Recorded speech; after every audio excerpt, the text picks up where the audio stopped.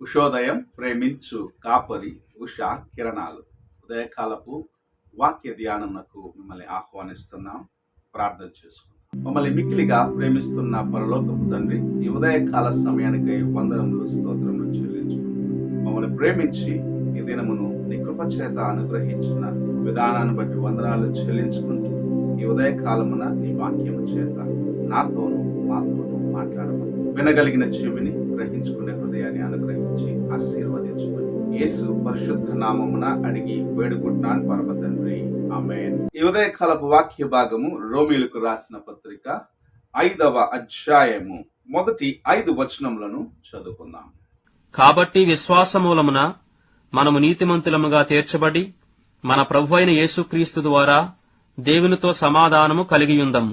మరియు ఆయన ద్వారా మనము విశ్వాసము వలన ఈ కృపయందు ప్రవేశము గలవారమై అందులో నిలిచియుండి దేవుని మహిమను గూర్చిన నిరీక్షణను బట్టి అతిశయపడుచున్నాము.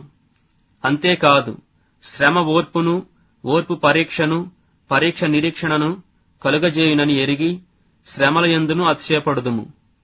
ఎందుకనగా ఈ నిరీక్షణ మనలను సిగ్గుపరచదు. మనకు అనుగ్రహింపబడిన పరిశుద్ధాత్మ ద్వారా దేవుని ప్రేమ మన హృదయములలో కుమ్మరింపబడి ఉన్నది. అపోస్తలుడైన పౌలు రాయిచున్న కార్యములు మనం చూసినట్లయితే, విశ్వాసము వలన శ్రమల నుండి, శోధనల నుండి మనము జయించగలము.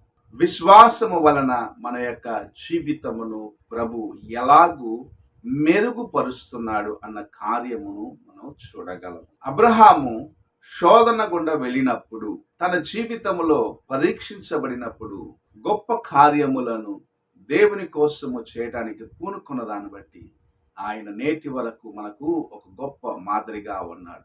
ఆయన అనేకమైన శోధనకరమైన సమయం, లేకపోతే ఆయనకు ఇబ్బందికరమైన సమయములు దేవుని యందు పరిపూర్ణమైన విశ్వాసమును కలిగి ఉన్నాడు. అబ్రహాము యొక్క పిలుపును మనం చూసినట్లయితే, నీవు లేచి నేను చూపించే దేశమునకు వెళ్ళమని ప్రభు సెలవిచ్చినప్పుడు ఆయన మాటకు లోబడ్డాడు. ఎక్కడికి వెళ్తున్నాను, ఏమి చేయనై ఉన్నాను అని ఏమి ప్రశ్నించలేదు. ఆయన దేవుని మాటను విన్నాడు, విధేయుడైనాడు, కానానును స్వాధీనపరచుకునేదానికి బయలుదేరినాడు. ఈ ఉదయకాలమున అలాంటి విశ్వాసమును నీవు నేను కలిగి ఉండాలని ప్రభు ఆశిస్తున్నాడు. మరి ఒక్కసారి ప్రభు ఆయనను పరీక్షించినప్పుడు, నీ ఒక్కగాని ఒక కుమారుడైన ఇస్సాకును తీసుకొని వెళ్ళి నాకు ఫలానా పర్వతము పైన, అనగా మోరియా పర్వతము పైకి తీసుకొని వెళ్ళి బలి ఇమ్మని ప్రభు సెలవిస్తే, మరుసటి ఉదయమున లేచి బలికి కావాల్సిన కట్టెలను పోగు చేసుకున్నాడు. తన కుమారుని వెంట పెట్టుకున్నాడు. కావాల్సిన నిప్పును తీసుకొని ప్రభు చెప్పిన స్థలమునకు వెళ్ళి బలిచ్చేదానికి సిద్ధపడ్డాడు. ఎంత గొప్ప కార్యం ఇది! ఈ ఉదయకాల సమయమున అలాంటి విశ్వాసము నీవు నేను కలిగి ఉన్నట్లయితే నీ యొక్క జీవితమును ప్రభు చూస్తూ ఉన్నాడు. నీకు జయమునిచ్చేదానికి, నీకు సహాయము చేసేదానికి సమీపముగా ఉన్నాడు అన్న కార్యమును ఈ వాక్యములో ప్రభు మనకు నేర్పిస్తూ ఉన్నాడు. నీవు నేను విశ్వసించిన ఎడల దేవుని యందు మన యొక్క విశ్వాసమును ప్రభు రూఢిపరచినట్లుగా జయమును అనుగ్రహిస్తాడు.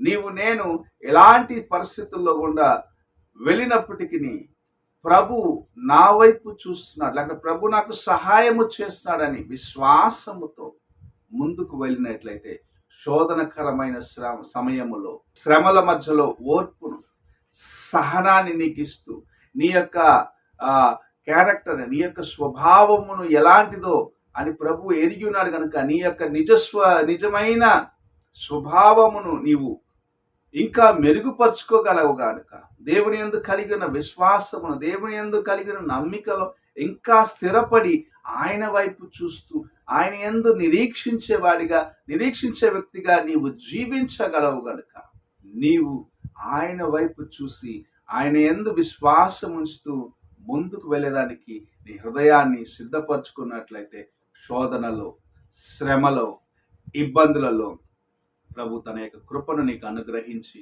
నిన్ను ఆశీర్వదించడానికి ఆశ కలిగి ఉన్నాడు.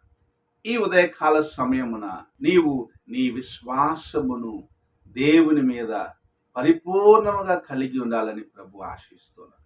శోధనలు రాక తప్పవు, సమస్యలు రాక తప్పవు, ఇబ్బందులు రాక తప్పవు. కానీ వాటి యందు దేవుని వైపు చూసేదానికి నేర్చుకోమన్నాడు.